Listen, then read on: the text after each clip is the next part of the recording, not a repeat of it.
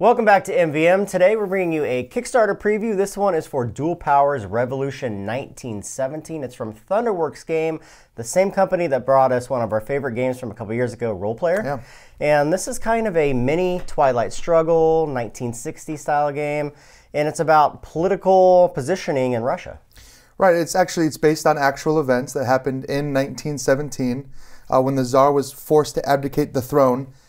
Two powers were fighting to fill that vacuum, and you've got both sides of that played out here in the game, and each player is taking on the role of one of those sides of the conflict. So let's talk about the components in the game. So this is a prototype version, obviously. So to start the game, you're going to lay the board out in front of you, and you're going to pick one of the two sides to play. These are a little bit asymmetrical in the way that they play because of the tokens that you may have that represent your power. Yeah, your strength changes. It's a little bit of a different feel to the sides. All right, well, the first thing you do when you're setting up the board is lay out these neutral tokens. And these neutral tokens just represent the people of Russia at the time. Whoever controls the will of the people, with that green marker down there, will actually control these neutral tokens and be able to move them around the board. Also, you're going to put the blockade token in a very specific spot, and to do that, you have these unrest tokens. These unrest tokens represent all the different regions within Russia at that time. These regions are color-coded, so you have a variety of these within the game. You're going to randomly pick one that's going to be in unrest and one of them that's blockaded. The one that's blockaded is going to represent one of the arrows on the board. You're simply going to take that blockade token and place it in that location. That means that your tokens, or the strength of your tokens, can't move between those different regions within the game. The unrest token, which is going to be a different colored one, which is going to represent a different region, is going to be one of the places that you're going to possibly score victory points at the end of that round. Also, on the far right-hand side that you see here, this is the victory point track. Now, there's no real victory points in the game. This is a tug-of-war. And what you're trying to do is position that middle marker on your side of the game board. Right, you want it to get all the way to your victory spot, but if you can't, you at least want it to be on your side when the game ends. Right. The game ends according to this calendar. This is very cool because players are going to control the length of the game according to this calendar that you see here. All the actions that you take require a specific number of time or days. And the days are according to months on the calendar. So certain things can happen depending upon where that day marker moves within the calendar. Yeah, and what's really cool about this is it's its own kind of tug-of-war in that there are these bonus action spaces on the board, and whoever passes that bonus action space gets to take a bonus action, which is actually one of any action that you could take in the game, plus the ability to draw more cards, which is huge. Right. So you kind of want to time your actions. You don't want to give your opponent the chance to pass these. And secondly, whoever moves past the 31st changes the month and takes the will of the people. And that is huge because that will of the people marker not only controls the neutral tokens, but also breaks ties. Next, you're going to draw cards at the start of the game. Each player is going to be given 5 cards, and within those 5 cards, you're selecting which one of them you wish to be a secret objective. On both sides of this board, each player has one secret objective, which is laid face down. The secret objective is going to be like any other card. However, in the bottom right-hand corner, it gives you a number of victory points that secret objective can score for you or even your opponents, and the location where that secret objective is going to be met. So these are placed in secret face down on your board. The other 4 cards that you have left over are the cards that you're going to be using to take your actions that turn. Plus your leaders you can play as well. Yeah, so each player is also going to have 3 very distinct leaders in front of him.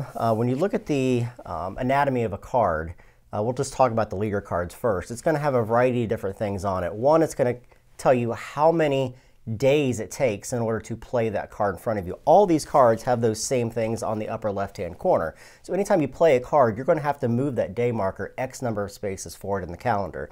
The next thing that shows is the action that you can take on the card. Your leaders allow you to simply place your leader anywhere upon any of the regions that you so wish, but your normal cards are broken into 2 different distinct things. One, the strength of the token and what color region that you can play it in, or an action that you can take. These actions vary.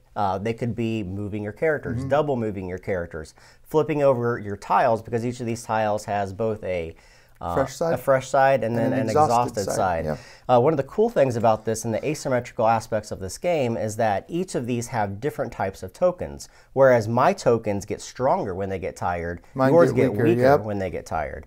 And then on the bottom of all these, again, they show you exactly the victory points that you can score for that secret objective and what region that's going to score in. Coming back to your 3 different leaders, though, each player has 3 leaders in front of them.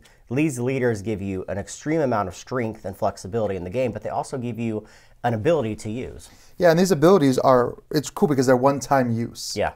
And so at any point in the game, one time, you can mobilize a protest to move the blockade marker, so you can move it anywhere. So if all your opponent's men are trapped in red, you can block red.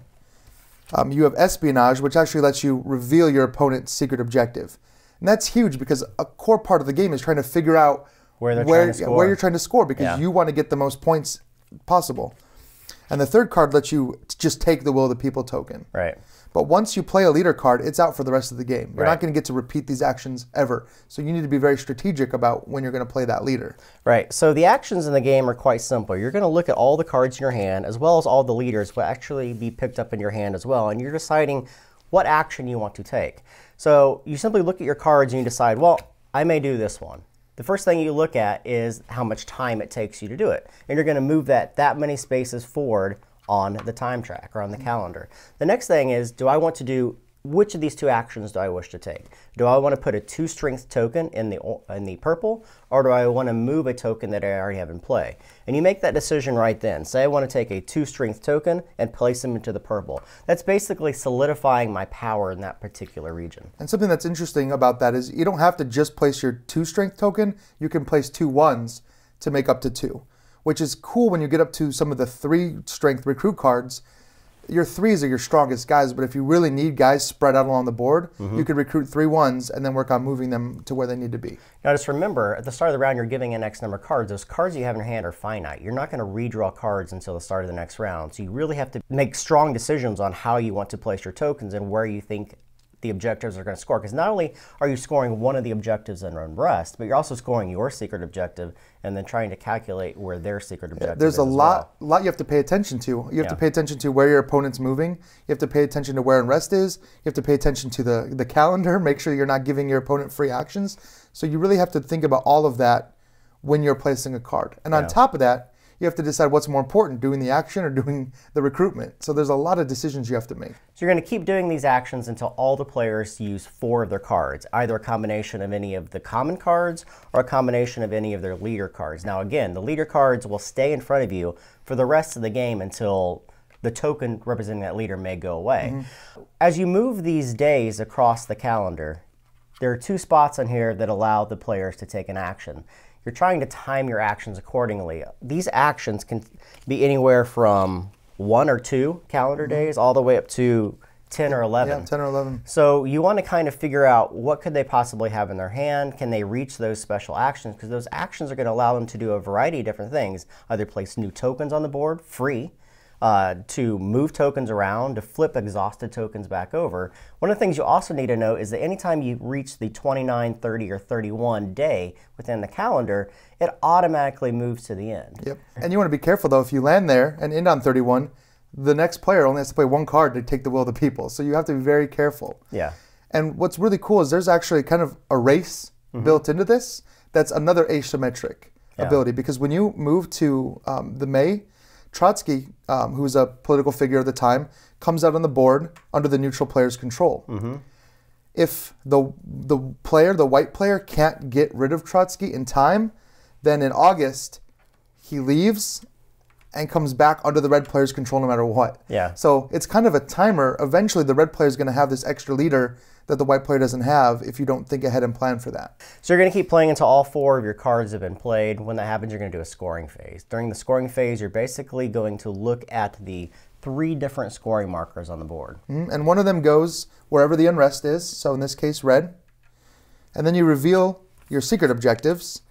Whoever has the Will of the People scores second, and then whoever is the other player will score theirs third. So you're simply going to look at the strength values in each of these areas. The strength value is determined by the token, the white space on each of these tokens. You're going to add all those up. If there's a tie, it's going to go to the player that has the most tokens first. If there's a tie even there, it's going to go to the person that has the Will of the People token. And then you're going to score victory points according to the different regions. So in the first month of the game, or March through June, you're going to score 2 points for objective number 1. And then it will scale up depending as the game progresses further into the game. By the end of the game, the public objective is going to score you more points than either of the secret ones. That's right. So it kind of becomes a race to get to that public one first. The next thing that will happen is the person that owns the Will of the People token is going to score their objective second. So 4 points for the person that has the most strength in white, and then the person that has the most strength in brown. And what's unique about scoring is that whoever has the Will of the People marker controls these neutral figures, but they don't add their strength to combat unless you also have your own unit in there to control them. So after these regions score, the next thing that happens is that all the tokens on the board are going to flip over to their exhausted side. So every one of the regions that scored, not any of the other tokens, will flip over to their exhausted side. In future rounds, when these score again, they're simply removed from the board. If it's a leader, it's actually removed from the game if you are able to put it back to its fresh side. If it's any of the other tokens that you control, so your basic common tokens in the game, they're simply going to exhaust and then return back to your supply so you can use them in future rounds. So the game is going to end in 2 possible ways. One is if the month reaches October, you're going to finish out that round, and whoever has the furthest strength on either side of that tug of war is going to win the game. The other, probably more common way, is to actually outright win. If you are able to get your marker all the way to your side, you're going to win the game.